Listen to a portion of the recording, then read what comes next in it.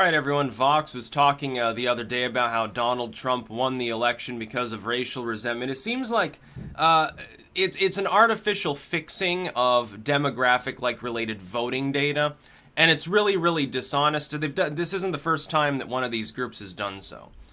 They're basically saying, oh, well, if we look at statistics, we look at a few million of Trump's voters statistically, they're like, they're racially bigoted or something. And that's what tipped the balance in favor of Trump. Well, couldn't any other randomly chosen group, technically speaking, be responsible? If everyone's vote is worth the same amount, any subdivision of voters, whether it's ideological, racial, it's related to gender, it's related to anything else under the sun, technically speaking, any subdivision through differential voting habits from last election or 2 elections ago could be responsible for the same thing. It's like with the Roy Moore stuff.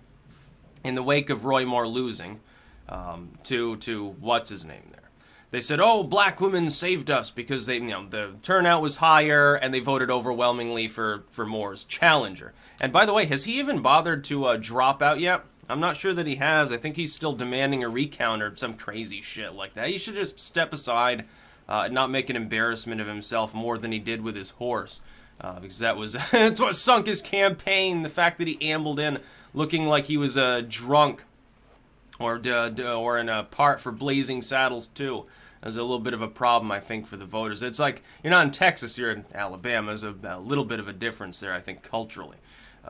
But they were saying, well, black women did this. Well, what about if whites that voted at lower levels for Roy Moore because they're like, basically screw it? Wouldn't that technically be responsible as well? It's the same. You can flip the numbers, and you're speculating. You're assuming that one particular group, because it voted at higher levels, and is a demographic there, is responsible for the outcome. What about differential voting patterns in literally every other possible demographic? So when you say like Donald Trump won because of racial resentment, well, he also won because of millions of business Democrats abandoning the DNC because Hillary Clinton didn't represent the interests of the middle class. He also won because a lot of Democrats decided to vote for Jill Stein or write in Bernie Sanders or stay home because of the DNC's bullshit. He also won because, not too many Republicans jumped off to vote for Gary Johnson, even though several million apparently did, along with several million Democrats. The Libertarians were gobbling it all up. There were people that voted in what's-his-name, McMullen or whatever, the semi-independent Republican there. All of those things are responsible. The economy was responsible.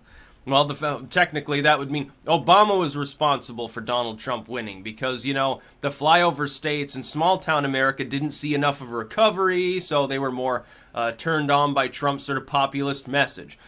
Trump won because he promised a wall. Trump won because, insert a million reasons here. You're artificially limiting the data that you're looking at. You're looking at the fact that very small numbers of voters compared to the whole representative potential voting population. Small numbers of people voting differently could have flipped things one way or the other. Like Michigan, the voting was close in Michigan. The voting was certainly close in Wisconsin or something like that. In Florida, I think, wasn't it only a few tens of thousands of people in the whole state of Florida? Yeah, that's relatively close. Or Virginia, North Carolina, New Hampshire, actually.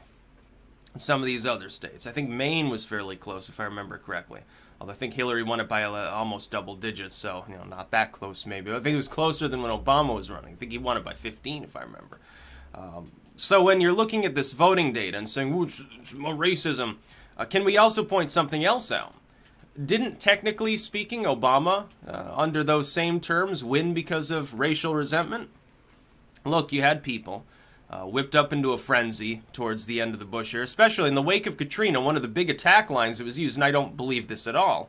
I believe it's just because Bush was a carpetbagging moron and didn't know how to stack a bureau properly. Not that the Bureau should have been the ones handling the situation in the first place. Civil defense should still be a thing. It should never have been rolled up with FEMA, nor FEMA with the Department of Homeland Security or whatever, parent order it's part of. It's crazy. Just roll them up. Just have one organization responsible for disaster response. Have 10 million people involved. What happened, though, with the media and with some of Bush's critics, not all of them, but some of them, was they used it as a racial issue. They said, oh, the reason why Bush doesn't care or seems not to care and isn't responding, and for several days after Katrina hit, people were basically abandoned. They were the main response. Ultimately was grassroots, neighbor helping neighbor, because there really wasn't a whole lot else to do, and you had tens of thousands of people. They became homeless, totally uprooted. They became literally temporarily migratory. Had to go to literally refugee centers within the United States. They cast it off as the reason he doesn't care is that most of those displaced are black. Because in New Orleans, of course, you look at demographically, high black population, and the neighborhoods most impacted were the predominantly black neighborhoods, in most cases. So therefore, they cast it as a racial issue. They whipped people up into a frenzy, and this is what crushed Bush's presidency. It wasn't even the Iraq War. He was still straggling on at, upper 30s or thereabouts until Katrina. Then he falls down to Jimmy Carter levels, and basically you never hear from him again. For the last 2 years, he was almost an absent president. For the most part, he didn't even come out and talk to people. They're totally demoralized. So Obama, in a way, that ineptitude, the level, the degree to which Bush lost his capital, lost his ability to do basically anything. No Republican wanted him to appear with them running for office in 2008. Until recently, until this last election, nobody wanted to be seen with Bush in public. Now all of a sudden, it's okay now because Trump is so much worse, which is bullshit. He hasn't done anything particularly wrong, certainly not on a George W. level. Whoops, I accidentally destroyed several countries, including the United States. Sorry about that one, but I'm too dumb to prosecute because I'm basically a moron. But look at me, I can make cute little smiley faces and do stupid things, and it's almost like I'm a monkey, an entertainer. It's basically George W.'s thing. But Obama, technically, there's no way that he would have gotten as many votes as he did if it weren't for Katrina. And the only reason that was so disastrous for Bush was his lack of apparent interest in responding to criticism that it was racial in nature. He had a bunch of proxies coming out to defend him. He didn't come out and say, well, basically, shame on you. Yeah, I made a mistake. I'm going to try to rectify it, but, if this were an all-white city, the situation would be the same. They successfully cast him off as being bigoted.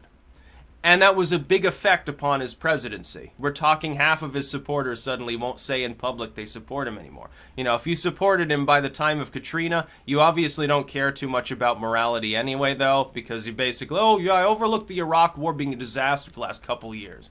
But I'm so moral because I care about, New Orleans. Hit closer to home. I guess that's a big effect. Okay, I can accept that. I'll accept that one. Okay. But no. Obama won because of racial resentment among blacks and Hispanics especially towards the Republican Party that appeared uninterested really in doing anything to help, in many cases, that particular situation. You know how many voters are down there? And they had to, by the way, tens of thousands of them, they had to move to other states, affecting the voting demographics there at least slightly. And they were among people who cared about that, were extremely politically motivated. And here along comes Obama. He's got a black parent. He's also got a white parent, but, he's considered black. And he's younger. He seems to give a damn about people. And he's got this wonderful message of kind-hearted liberalism. Now, most of that, of course, it's fake. It's not even real. But when you compared him to Bush, as far as coherence, there was no comparison. Obama's the dude who wants to come buy you a beer and shake your hand. Bush is the dude who's sort of dwelling in the shadows. He really doesn't want to talk to anybody for the last year and a half of his presidency. For that entire period, he was absent. The Republicans, therefore, didn't have, technically speaking, a standard bearer. John McCain, oh yeah, what a wonderful nominee. This is such a great idea. There were so many people that would have done so much better.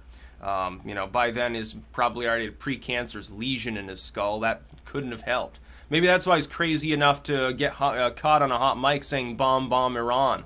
To that one, I can't remember the name of the song. That one, like Beach Boys sounding song there. But yeah, it was rather funny. So no, Trump did not win because of racial resentment, strictly speaking. Yeah, there are people who are racially motivated that voted for him, but the thing is, his opponent was white too. His opponent was the one that actually said something bigoted during the campaign when she went on that black radio station and started rambling about the hot sauce in her purse. I would think that would be the bigger dog whistle, saying, hey, I'm going to make Mexico pay for a wall. Mexican's not a race, dude. I know that some of you people think that, but it's not. The Democrats wish that it were so that they could use it as an even greater wedge issue. It would really help them out. And they need help. They need help because they're probably going to have another Hillary Clinton-style candidate come 2020 who's going to get pulverized by Donald Trump. And it won't be because of my racism, because his opponent will, again, probably be white. And this time probably male as well. I imagine that's like Joe Biden, honestly, is looking the most likely, which is going to be the funniest matchup in human history. Oh, if you thought 2016 was funny, just wait till the Gaffmeister himself shows up to be the candidate. He'll probably throw his hat in the ring. And if he does, he may be considered the sane, slightly Obama-esque neoliberal alternative. He's safe. He's safely neoliberal, but he has just enough youth appeal and just enough SJW appeal that they think that he can be like, he could draw in a Bernie Sanders voter. He can be more couth with these people and speak their lingo better than Hillary Clinton did. I doubt that, but I think that's what they think, and I think that's why he'll be at the top of the pecking order now come the primary season. By assuming he throws his hat into the ring. Now there's a possibility he doesn't. Of course, he will be quite old. So maybe he doesn't. But if he does, yeah, I think he's up there. Elizabeth Warren would probably be the spoiler at that point. That's about all. Peace out.